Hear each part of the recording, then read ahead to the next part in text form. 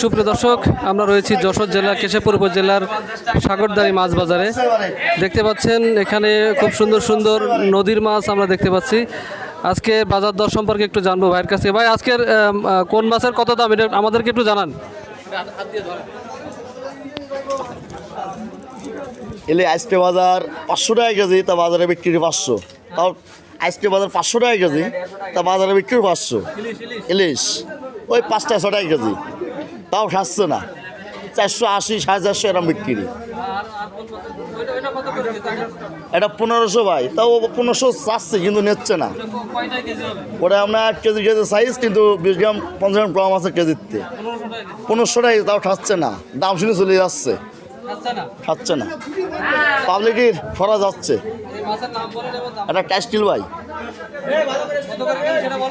ওটা ক্যাস্টেল 320, 350।